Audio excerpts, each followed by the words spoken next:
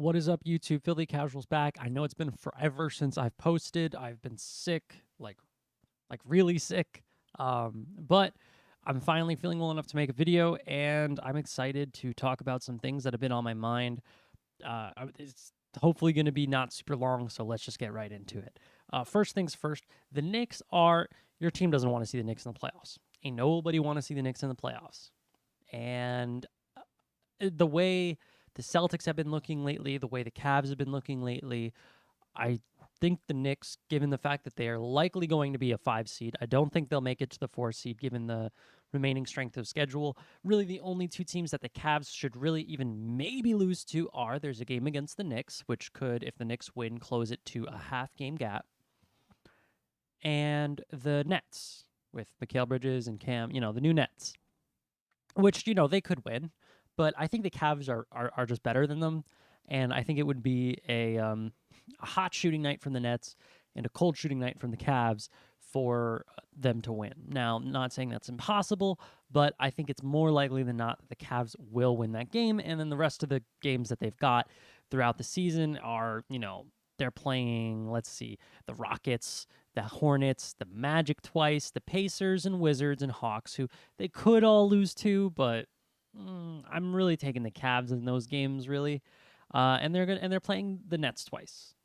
So overall, I think the Cavs are probably going to end up in that 4 spot, and the Knicks are going to end up in the 5 spot. But the Knicks are actually a better road team than they are a home team. I can't explain why that is, but they have been. So with Jalen Brunson back and the addition of Josh Hart, who's been an absolute offensive rebounding legend, this team is scary. Now, I do also want to point out one thing that kind of has gone under the radar. Mitchell Robinson is pissed about the amount of shots that he's getting.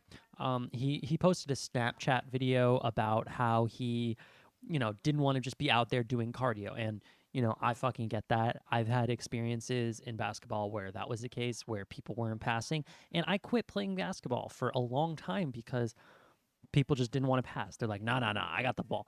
And they just did not want to pass the ball. So genuinely, I get it. But this is at a professional level. You're being paid $60 million to be a part of a team. And this is really the first time I've ever seen anybody on the Knicks voice any kind of complaints about their role on the team that wasn't Cam Reddish, right? Like overall, this has been a very, very good culture. And I think Mitchell Robinson would probably be getting more shot attempts if we didn't have as many good players as we do, and as good offensive and versatile offensive players as we do. And that's just the case. And Mitchell Robinson's offensive game is really limited. He's pretty much just a play finisher, right? Like if you can get the ball down to him low, he's going to be taking shots. But I mean, RJ's made a lot of advancements as a pick and roll passer, especially to the lob threat that is Mitchell Robinson. And overall, I think once Jalen Brunson comes back, he's probably going to be getting the ball more because he's a much better passer than anybody else we've got on the team. And that's probably going to solve that issue, but it is something to keep an eye on moving forward. Now, I do want to talk about the Warriors as well, very briefly. Steph had a 50-piece last night.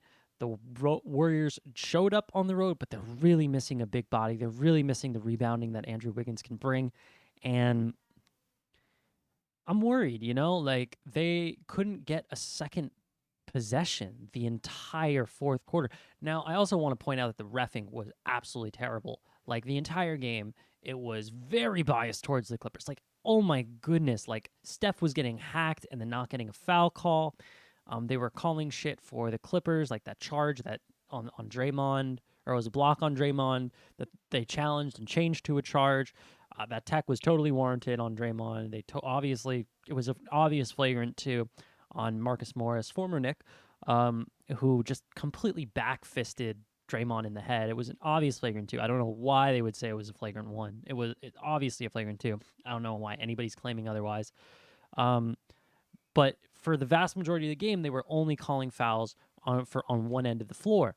And then in the fourth quarter, they're like, oh no, we're going to call fouls for the Warriors as if that makes it better. Like, no, dude, that's not how it works. Like, if you're going to fuck up calls all game on one end and then in the fourth quarter be like, oh no, that was definitely Aaron Gordon jumping out of his way, to draw three free throws, offensive foul. Like it takes the game and it puts it in a spot that you don't want to watch. Like, what's the point in watching if the refs are deciding the game? Like, really, realistically. And I'm not saying it was the only reason the Warriors lost. The Warriors lost because they couldn't stop anybody on defense. Part of that is because they were all in foul trouble, but they couldn't get any rebounds. They were letting Russell Westbrook kill them on the boards. Like, Russell Westbrook's always been a good rebounder, but seriously. And it just overall, it ruins the game, and it's not pleasant to watch, especially when you're trying. It's a must-win game. That is They were tied in the standings, and now one team is up in the standings in a game that I really don't think was fairly officiated in the slightest. That being said, Clippers played well enough to win the game. I don't think the Warriors played well enough to win the game, other than Steph, because Steph was fantastic. But still, that game shouldn't have been as far of a distance in the victory as it was. It was really, really brutal what I saw, especially in the second half. The officiating was terrible. Okay, moving on. The Nets have actually been looking quite good. Like, Bridges is looking really good, and there's a lot of players on this team that are quote-unquote expendable as far as trades in the offseason that they can get rid of and maybe improve the roster. Maybe get some picks, maybe get something else, a 2-for-1, 3-for-1, something like along those lines. Now, I'm not saying that is going to be the case. I don't know who else they could get. I mean, maybe Zach LaVine, but I don't know why they would do a 3-for-1 for Zach LaVine. So, or maybe you could bring Porzingis back. Porzingis is having the best year of his career, and hey, he was on the Knicks. I don't know if he really wants to be on the Knicks because the way he left was less than ideal, but hey, we'd love to have him back. Porzingis is a fantastic player to be on the Nets, and I mean, hey, they're kind of lacking at the center position. Nick Claxton is a great defender, but I mean, he's very limited, and Ben Simmons is just not it. So I think New York would love to have Porzingis back, and that's that. Now, I also want to talk about who I think is ahead in the MVP right now. Right now, I don't even think it's a discussion. I think it's Embiid. I think it's Embiid or Giannis. I don't think Jokic is even close at this point. They've gone like 4 or 5 losses in a row, I think, and I'm genuinely not impressed with Jokic at all. I'm really not. He's been a complete negative on the defensive side of the floor. And while he's a fantastic player and has deserved one of his 2 MVPs, I don't think he deserved it last year. I think last year should have also been Embiid. I think Embiid should be winning MVP this year. Maybe Giannis. Giannis, I mean, has been amazing, but I mean, Embiid has been so next level. Like, every time I see him do anything, I'm just like, holy fuck, this guy's so good. So that's as far as I have to say it. I understand that there was a lot of complaints in the media, like, everybody's complaining about we voted for Jokic in the poll, but the poll was before Giannis's 16-game win streaks, and the Nuggets were the best team in the league. And it's like, dude, like, we understood all that, and it was still ridiculous.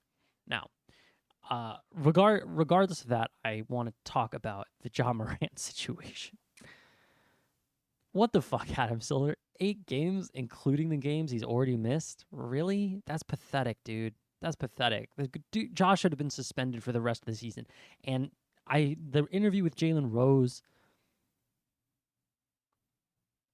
I mean, he clearly is like, oh, well, I want to tell him my side of the story, but that's all sealed. And, you'll know all this stuff isn't true. This guy hasn't learned anything. He's just saying shit so that he doesn't lose sponsorships. And it's very obvious. It's very transparent.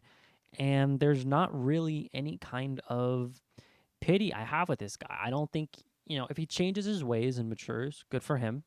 Good for the league. Well done. I'm glad he got a wake-up call.